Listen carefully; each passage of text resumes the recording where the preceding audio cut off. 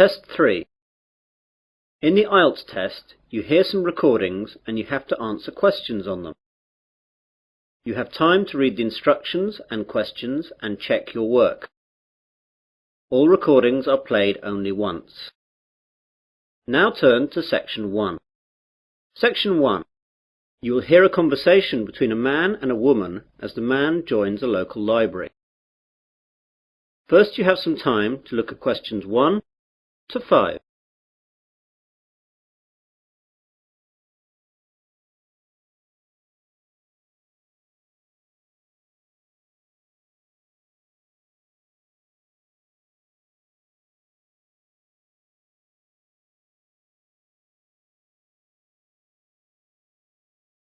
You will see that there is an example.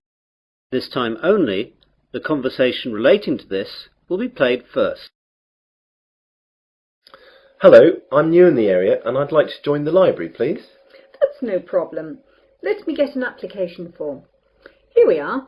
Now, all we have to do is fill this in and then I'll get you to sign it and you'll be a member. Great. Now then, what's your full name? Peter Adrian Camden. How do you spell Camden? C-A-M-D-E-N. C-A-M-D-E-N? Yes, that's right.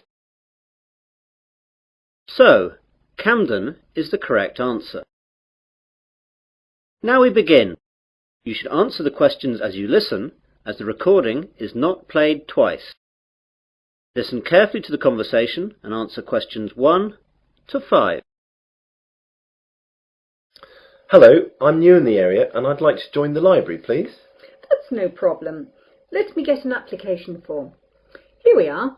Now, all we have to do is fill this in and then I'll get you to sign it and you'll be a member. Great. Now then, what's your full name? Peter Adrian Camden. How do you spell Camden? C-A-M-D-E-N. C-A-M-D-E-N? Yes, that's right. Right. And what's your address? Flat 5, 53 Green Street, Finsbury. OK, got that. That's near here, isn't it? Yes, just 5 minutes walk. What's the postcode? 7434. Got that now. Now, can you tell me your date of birth? 8th of July 1976. And what's your telephone number? Well, I don't have a home number, but I've got a mobile. That'll do fine. It's 06634 982 746. Did you get that? Some of it. Can you say it again? The code's 06634 and the number's then 982 746. Right. That's almost it. Now I need some kind of identification to prove where you live. Do you have a driving licence or a passport or anything like that? I'm afraid that everything I have has got my old address on it. Do you need it now? No, not now, but you won't be able to take anything out until we see that. Wait a minute. I've got a letter addressed to me here that arrived this morning. Will that do? Oh yes, that's a good idea. That will be fine. Let's look. OK, well that's finished. Before the conversation continues, you have some time to look at questions 6 to 10.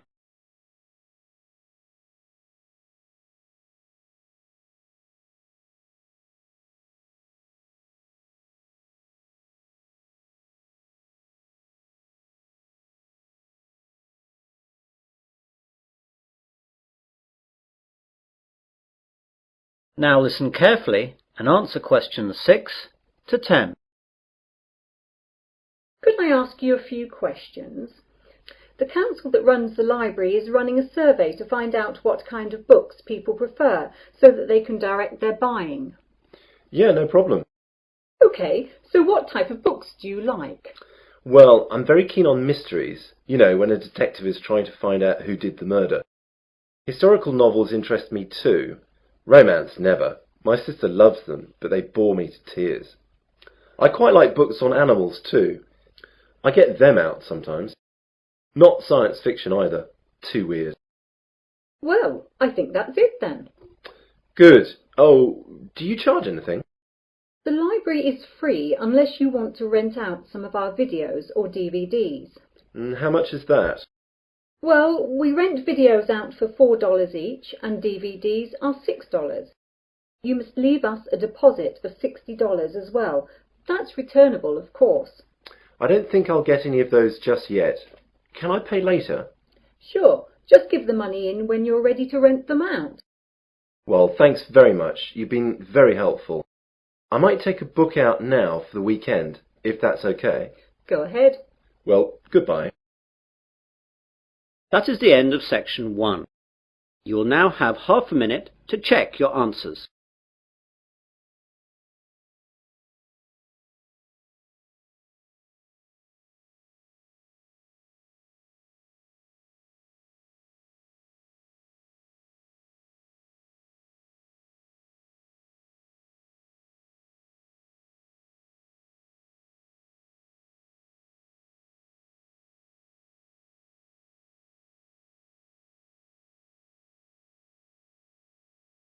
Now turn to section 2.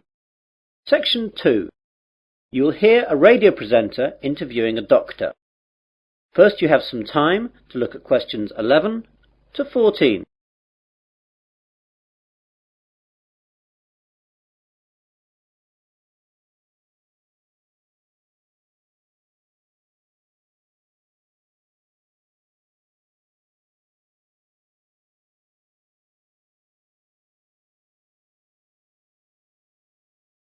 Now listen carefully to the interview and answer questions 11 to 14.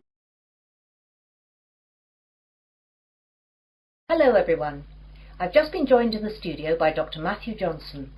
Dr. Johnson works at the Wesley General Hospital and he's here today to tell us all about giving blood. Good morning, Matthew. Good morning. So Matthew, why is it important for us to give blood?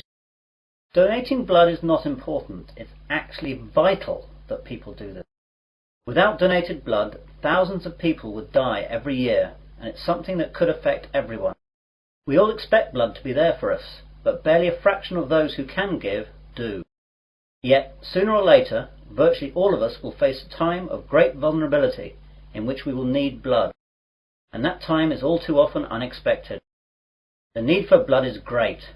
On any given day, an average of 38,000 units of red blood cells are needed. Blood transfusions are often needed for victims of things such as accidents and burns, heart surgery, organ transplants, and patients receiving treatment for leukemia, cancer or other diseases. In 2002, nearly 29 million units of blood components were transfused, and with an ageing population and advances in medical treatments and procedures requiring blood transfusions, the demand for blood continues to increase.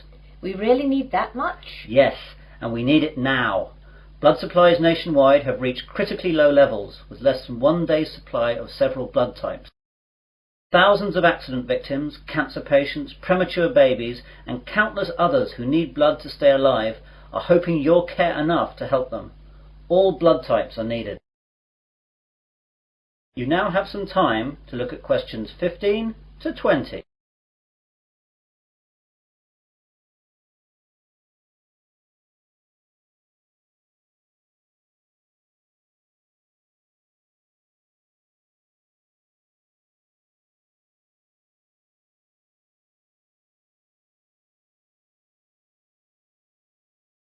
Now listen to the rest of the conversation and answer questions 15 to 20. What are the different types? It's a bit more complicated than that. First we collect the whole blood from donors, and then it's sorted into the different types, which are basically O, A, B or AB, though there are also divisions here. Then the blood is split into its constituent parts. We divide it into 4 basic parts. First there are the red blood cells, then the white blood cells, then things called platelets, and finally plasma. This is shipped off to hospitals where they use the blood parts that the patients need. What are the different parts used for? Well, as I said before, the whole blood is your blood in its natural state, and something we rarely use. It's much more useful to us to have it separated into its component parts. Red blood cells are what everyone associates with blood, i.e. it's red. It's widely used to replace lost blood during surgery or when people hemorrhage. Its main function is to carry oxygen to cells.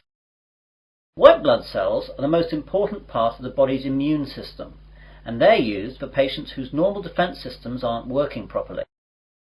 Platelets are crucial for making your blood clot, and we need to give them to patients who suffer from illnesses that deplete their natural levels of platelets, or they will bleed to death.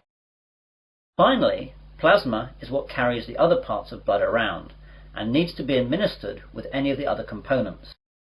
Take away the red blood cells, and this is actually yellow. So that's what blood is all about. Now, you're here in Wesley today to collect blood. Can you tell us where and when we can donate? Of course. We're set up here today, that's Wednesday, and for the next 2 days at Wesley General Hospital at the outpatients department. Come along between 9 a.m. and 4:30 p.m. and we'll be able to deal with you within 1 hour. And let me tell you a few things that will calm your fears about giving blood. Aside from a brief needle prick, it doesn't hurt to give blood. Your body will replace the blood you donate within days of your donation. And finally, you can't catch AIDS, hepatitis, or any other disease by giving blood. And of course, you get a cup of tea and a biscuit afterwards. And can anyone give blood? Almost everyone. Donors must be in generally good health, be at least 17 years of age, weigh no less than 110 pounds, have not received a tattoo within the past year, and not have donated whole blood within the past 56 days. We screen donors with a series of questions before we take the blood, so if you're unsure, come down and we'll let you know. Please come down and see us. Remember, if you can donate 1 pint of blood, this can save up to 3 lives. Well, thanks, Matthew. I, for one, will definitely be going down to Wesley General to donate. That is the end of section 2. You will now have half a minute to check your answers.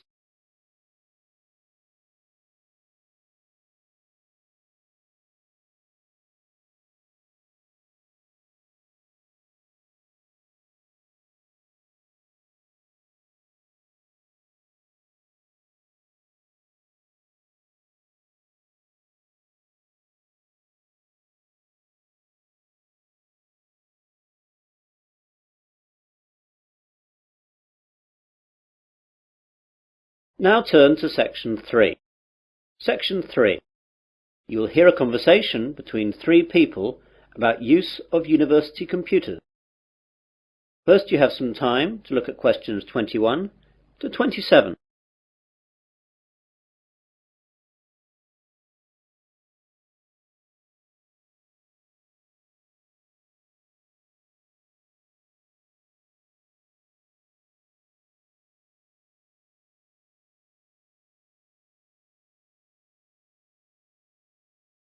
Now listen carefully and answer questions 21 to 27.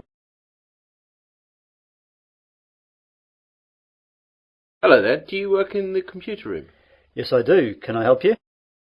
Well, I'm a first year and I know that I'll need to use the computer room for my work, as I don't have a computer of my own.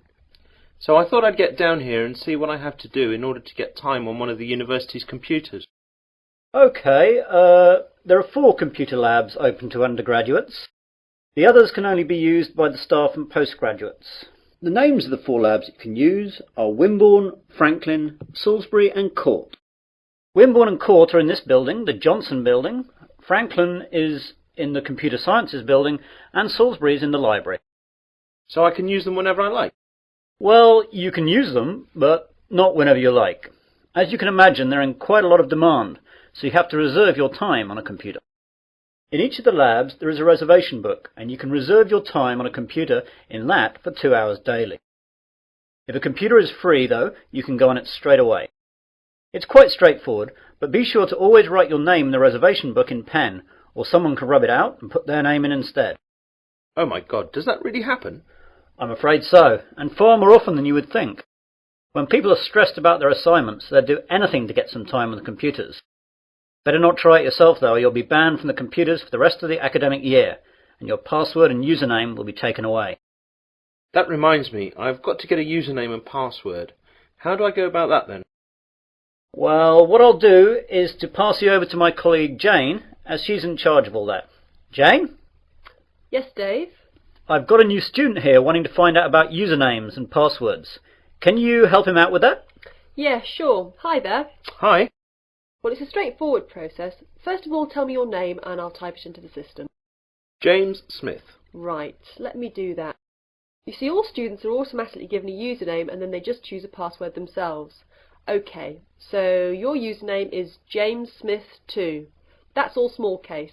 That means there must be more than one of you at the university at the moment. Well, what do you want your password to be? I think I'll choose biology, as that's the subject that I'm studying, though my girlfriend Mary will be upset that it's not her name I'm using. Well, that's all done. You can now use any of the 4 undergraduate computer labs. By the way, can I print out stuff at the labs? Yes, you can, but sometimes it's not quick. When you print, it goes into a queue and it'll be left in a tray in Franklin, as that's where all the main printers are. The good bit is that, although last year it cost 3p per page, now it doesn't cost you anything.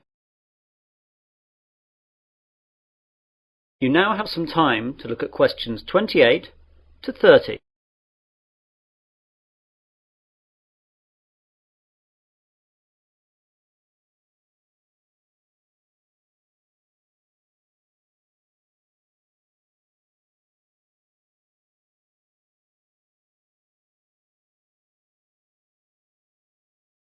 Now listen to the rest of the conversation and answer questions 28 to 30. I don't really know much about computing. Is there any training available?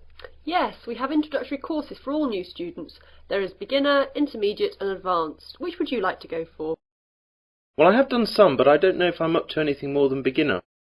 I'd better stick with that. Intermediate could be too tough. Well, your course is in Franklin then. We're in Court now. You know where that is. That's in this building too, isn't it? No, that's Wimborne you're thinking about. Franklin's over in the Computer Sciences building. Anything else? I don't know what time the course starts. Let's have a look then. Advanced starts at 4:30 in the afternoon on Mondays, but yours is the day after at 5 in the afternoon. Are there any other times, as I've got a part-time job then?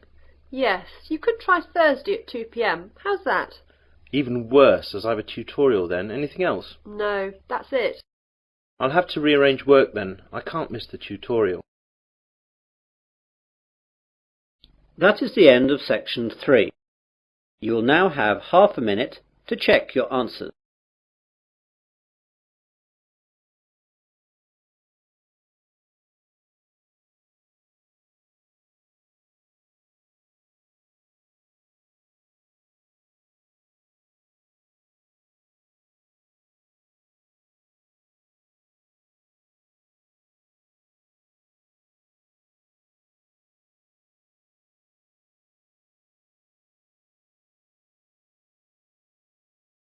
Now turn to section 4. Section 4. You will hear part of a university seminar given by a student. First you have some time to look at questions 31 to 40.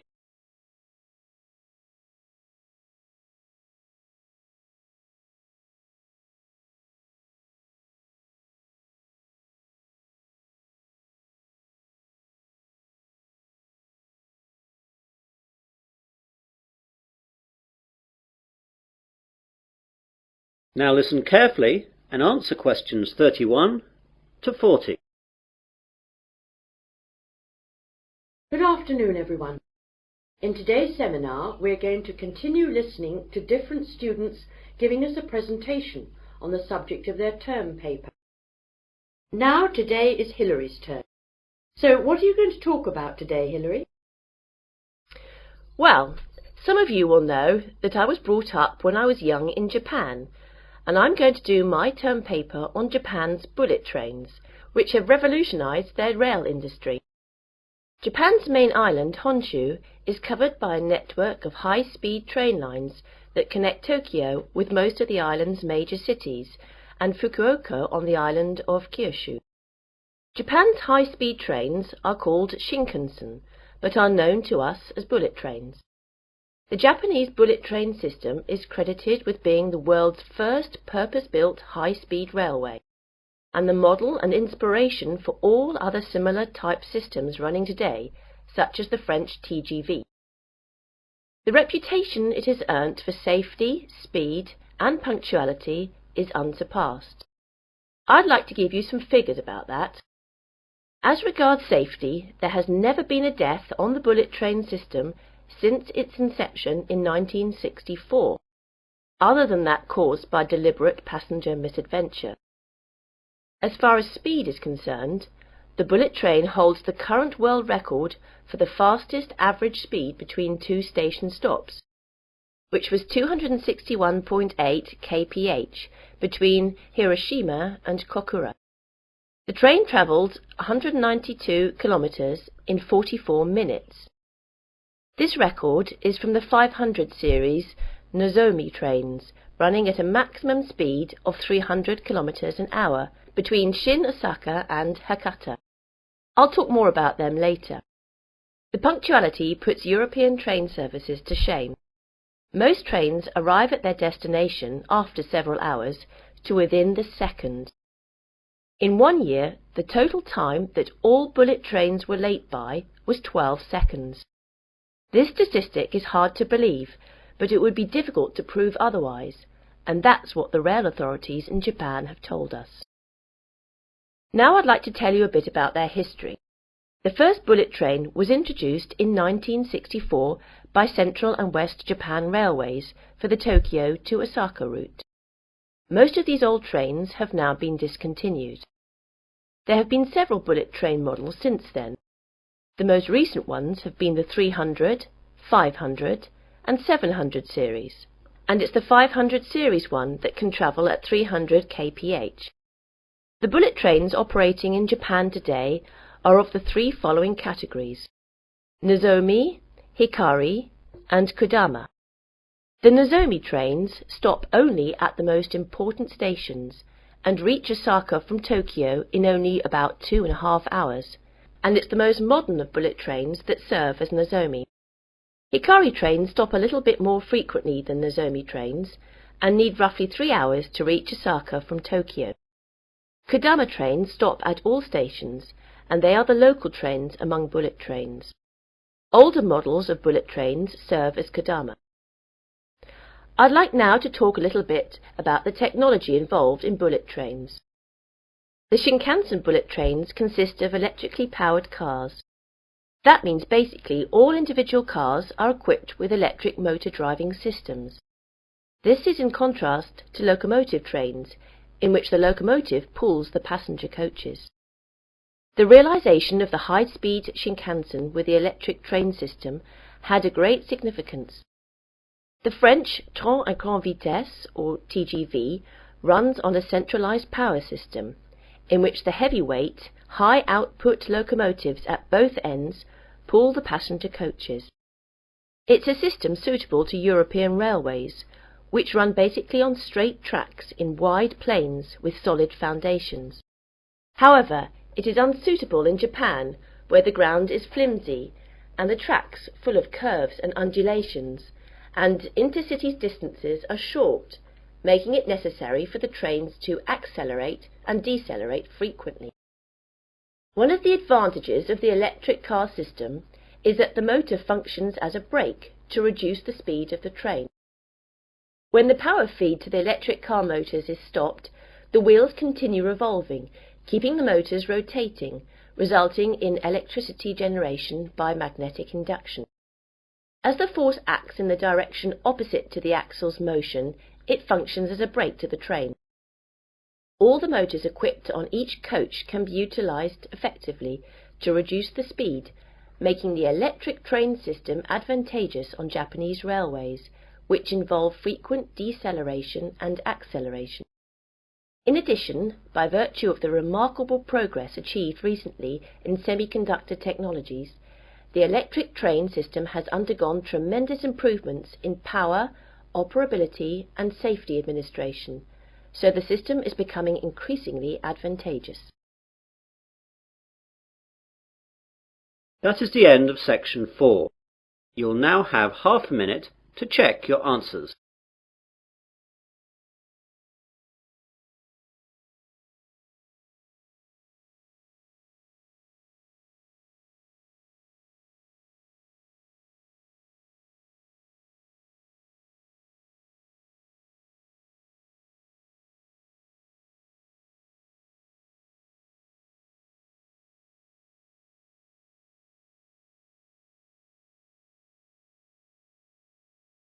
That is the end of listening test 3.